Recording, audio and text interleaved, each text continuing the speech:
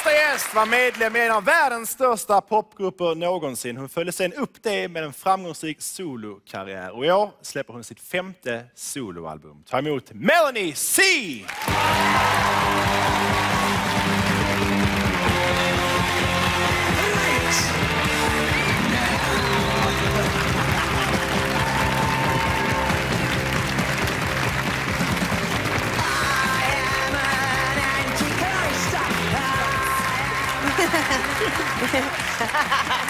Oh, we spilled the water. Real fast. So I came onto the Sex Pistols. The Sex Pistols? Yeah. Was that okay? That's fantastic. Ah, you like the Sex Pistols? Anarchy! Yeah, good. Yeah, Melanie? Yes.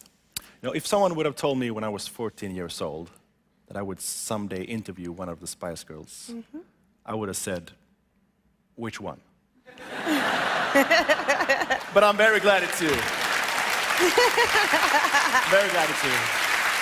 So, when you were 14, Yeah. which one would you have liked it to be? You, of course. You, a little charmer. And maybe Baby Spice. Oh, No, you, of course. Tell us about your new album, The Sea. yeah, this is my 5th solo album, and I'm very excited about it. For me, it feels like a bit of a return to the beginnings of my solo career, because it's a pop album, but it's got lots of different influences, which it just reminds me of Northern Star. There's some rock influences, a bit of dance, there's an acoustic sounding track. I've got lovely, lovely production, some very lush string arrangements. It's electronic in places, so there's a little bit of everything. But cool. You had a baby 2.5 years ago, right? I did, I think we had a baby at the same time, pretty much. Really? How did that influence you? Förlåt, är det okej om jag... That's okay. How did that influence... what did that do to your music writing? Förlåt. You know, that's influenced me in so many ways. It's changed me more than I ever thought it would. I feel so much more confident, I'm so much more courageous. Since I've become a mum, I really want to make her proud, you know? So I'm just willing to go out and work really hard and try and do that. You were born just outside of Liverpool, or Yeah. just out of the center. So, do people from Liverpool have a certain accent, would you say? They do. They call it the Scouse accent. People from Liverpool are called Scousers. Okay. If you would exaggerate your accent, how would it sound? I talk like that. That's what people from Liverpool talk like. Talk like? They talk like that. They say things like, chicken. Chicken? Say, you're joking, aren't you? You're joking, aren't you? Yeah, that's very good. You're kidding? No, what kind of accent is that? You're kidding, mate? Not one that I've heard. I just made it up.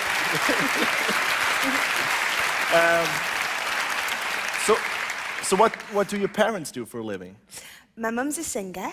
Oh, she is? Yeah, she's sung in bands since she was 14. Okay. And she's still out there gigging.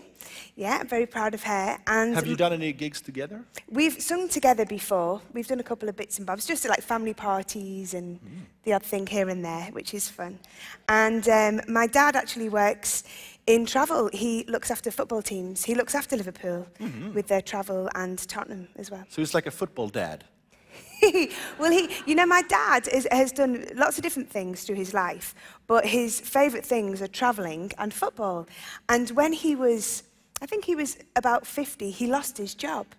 And he got his dream job of doing travel for football teams. That's great. So isn't that wonderful? That's great. Yeah. So, of course, your favorite team is Liverpool. Of course. Yes. And during the years, we have had a few Swedish players in Liverpool, actually.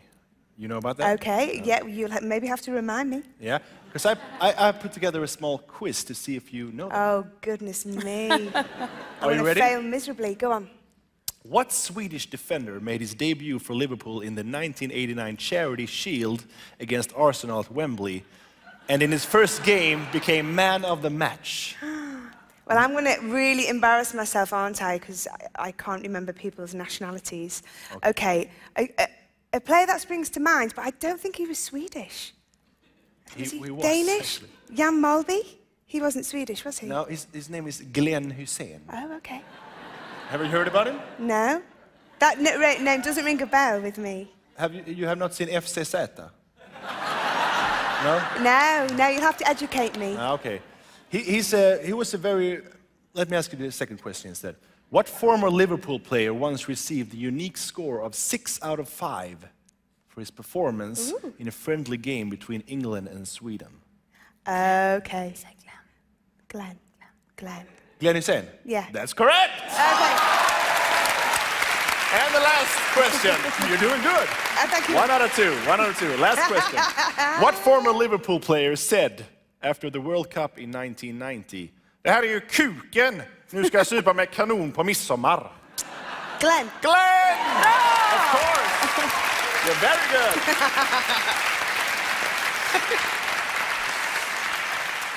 Melanie, let's get a little bit serious now.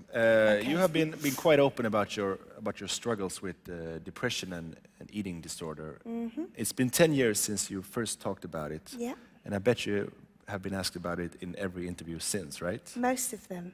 Do you regret talking about it in the first place? Or? Sometimes I do. Yeah. Because, you know, when you're promoting something, you can do up to 14 interviews a day. And it's obviously something very important to talk about. And when I first spoke about it, you know, I really hoped that being open about it could be helpful to other people who may be suffering. Because when I was, if I read magazine articles or, you know, newspapers, then I wouldn't feel so isolated, I wouldn't feel so alone. So I think it's, you know, it's a good thing to do.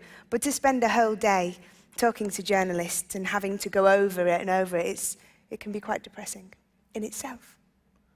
But when you realized you had an eating disorder, you were at the same time, as you said, a role model for millions of young girls out there.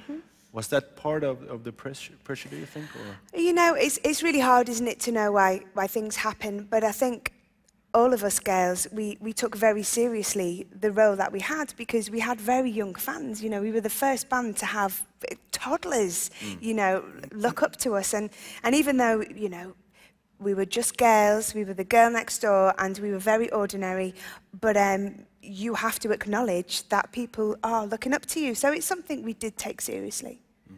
Melanie, we're always interested to see how much our international guests know about Sweden and Swedish celebrities. Oh my Lord, okay. So we're now going to play a game we like to call Möbel eller B-kändis.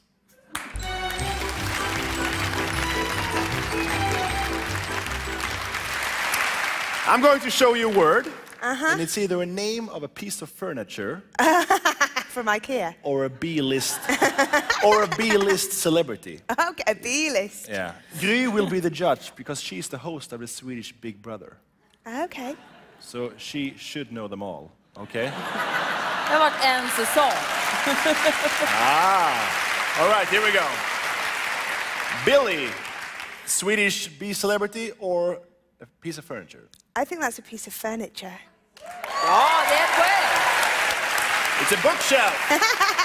Great. Okay.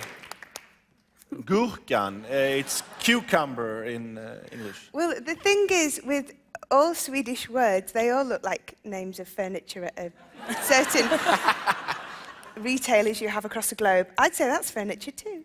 It's a furniture? Yeah. What do you say, Gry? I'm sorry, no, this is a person. This is a really Gherkin. funny person. Gurkan är grym, han är väldigt rolig. Gurkan Yassi. Sorry, Gherkin.